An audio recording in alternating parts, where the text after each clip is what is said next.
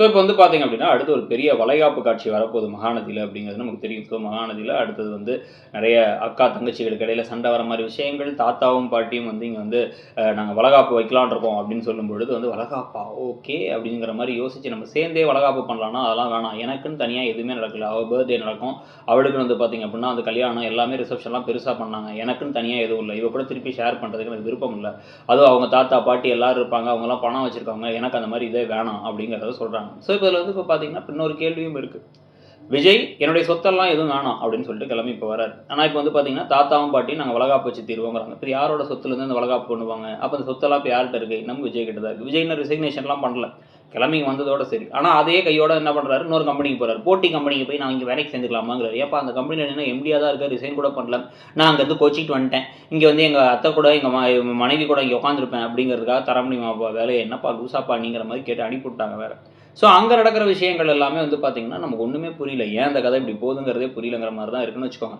So இதெல்லாம் ஒரு பக்கம் இருக்கும் பொழுது, இன்னொரு பக்கம் இப்ப தனி வளைகாப்பு அப்படின்னு வச்சு கூட்டு போனாலும், அங்க வந்து ஏதோ ஒரு விஷயத்துல இவங்களுக்கு எதிர்பார்க்குற மாரி இல்ல அப்படின்னு சொல்லிட்டு அவங்க கோவப்படுறது, வருத்தப்படுறதுங்கிற விஷயங்கள்லாம் நடக்க போகுது. இதுல இந்த 5 மாச ஸ்கேன்ல நம்ம ஏற்கனவே சொன்னோம்ல, இப்ப வந்து சீரியல்லலாம் வந்து பார்த்தீங்க அப்படின்னா, முதல்ல ஹை வோல்டேஜ் ட்ராக் அப்படிங்கிறது எங்க இருக்கும்னா, கல்யாண ட்ராக்.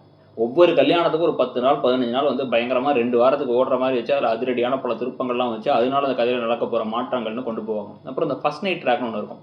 திடீர்னு ஒரு பொருந்தாத 2 பேர சேர்த்து வச்சா, அவங்க 2 பேரும் சேருவாங்களா, மாட்டாங்களா அப்படின்னு கொண்டு போறது. அதே மாரி வந்து பார்த்தீங்கன்னா, அந்த பிரெக்னன்ட்டா யாராச்சும் இருந்தாங்கன்னா, சீரியல்லாம் வந்து பார்த்தீங்கன்னா, கதை எழுதுறவங்களுக்கு, கதை எடுக்கிறவங்களுக்கு எல்லாத்துக்குமே ஒரே குதூகலமாயிடும். இவங்கள உருட்டி விட்டு விளாடலாங்கிற மாரி பிரெக்னன்ட்டா இருக்கவங்கள தான் உருட்டி விடுவாங்க, அங்கிட்டு திருப்பி விடுவாங்க, அவங்கள ஜம்ப் பண்ண வைப்பாங்க, பல்டி அடிக்க வைப்பாங்க, குட்டிக்கரணம் பண்ண வைப்பாங்க, எல்லா சர்க்கஸ் வேலையும் பண்ண வச்சு, அந்த குழந்தைக்கு கடைசி நிமிஷம் வரைக்கும் ஆபத்து வந்துகிட்டு இருக்கும். சில சமயம் கலைஞ்சிரும், சில சமயம் குழந்தை பொறக்கிற வரைக்கும் பிரச்சனையா இருக்கும்னு கதைய கொண்டு போவாங்க. அதுக்கேத்த மாரியே இங்கேயுமே வந்து பார்த்தீங்கன்னா, இப்ப ஸ்கேன் 5வது மாச ஸ்கேன்ல 2 பேருக்கும் பிரச்சனை இருக்க வாய்ப்பு இருக்கு.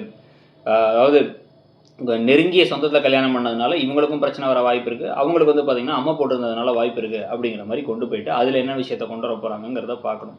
இதுக்கிடையில இப்போதைக்கு வந்து அந்த ஃபேன்ஸ கொஞ்சம் சந்தோஷப்படுத்தினாங்கன்னா, அவங்களாச்சும் பார்ப்பாங்க. ஏற்கனவே டிஆர்பி வேற 6வது பொசிஷனுக்கு வந்துருச்சு அப்படின்னு முடிவு பண்ணி, இப்ப என்ன பண்றாங்க அப்படின்னா வந்து, அதுக்கும் வந்து சில விஷயங்கள்லாம் பண்ணிட்டு இருக்காங்க. அதில என்ன நடக்குதுன்னு வந்து பார்த்தீங்கன்னா, இப்ப இன்னைக்கு வந்து புது ப்ரோமோல அப்படியே வந்து குமரன திருப்பி திருப்பி வந்து கங்கா திட்டிட்டு இருக்காங்க. கங்கா திட்டுறது ஏங்கிறத கூட குமரனால புரிஞ்சுக்க முடியல. அவங்களுடைய மனசுக்குள்ளார என்னோட வலிய நான் ஷேர் பண்ணேன் எங்க அம்மா கிட்டக்க. எங்க அம்மா வந்து உனக்கும் தங்கச்சிக்கும் நல்லபடியா குழந்தை பிறக்கும்னு சொல்லாம, உன் தங்கச்சிக்கு நல்லபடியா குழந்தை பிறக்கணும்னு நான் வேண்டுதல் வச்சிருக்கேன்னு சொன்னாங்கன்னா, அது என்னம்மா அம்மா அது சரியான ஒரு பைத்தியமா இருக்கும் போலயேங்கிற மாரி இவங்க நெனச்சு தான் அவங்க புலம்புறாங்க. புலம்பும்போது அத கேட்டுட்டு, ஐயோ! எனக்கு புரியுது. அவங்க அம்மா அப்படி யோசிச்சிருக்க கூடாதுன்னு ஒரு வார்த்தை ஆறுதலா சொல்ல அவருக்கு முடியாதாமாம்.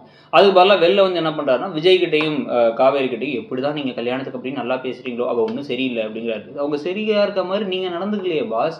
உங்களுக்குன்னு ஒரு சுயமரியாதை கிடையாது, ஒரு தன்மானம் கிடையாது, நடந்துக்கிறதுல வந்து ஒரு தைரியம் கிடையாது. பேசுற விஷயங்கள்லயுமே வந்து இவங்களுக்கு சப்போர்ட் பண்ணி பேசணுங்கிறது உங்களுக்கு தோண மாட்டேங்குது. ஸோ இதெல்லாம் வந்து கேட்டுட்டு, இல்ல, இல்ல இவளும் மோசம் தான். அது சில சமயம் பெராண்டி வச்சுருவா அப்படின்னு சொல்லிட்டு இருக்க, இவங்க உடனே கோவமா கடிக்கிறாங்களாம். ஸோ இந்த செல்ல கியூட் சீன்ஸ் எல்லாம் வந்து அப்பப்போ காமிச்சாலே போதும். இதுக்கு முன்னாடி காமிச்ச மத்த லாஜிக்லெஸ் சீன்ஸ் எல்லாம் மக்கள் மன்னிச்சுருவாங்கங்கிறது மாரி தான் திருப்பி கதைய கொண்டு போயிட்டு இருக்காங்கங்கிறத பத்தி நீங்க என்ன நினைக்கிறீங்க? இந்த சீரியல் போற விதத்துல உங்களுடைய கருத்து என்னங்கிறத சொல்லிட்டு அப்படியே மறக்காம இடம்பொருள் சேனலையும் சப்ஸ்கிரைப் பண்ணி நம்மளுடைய இன்னொரு சேனலான இடம்பொருள் நவ்வையும் சப்ஸ்கிரைப் பண்ணிக்கோங்க. Thank you.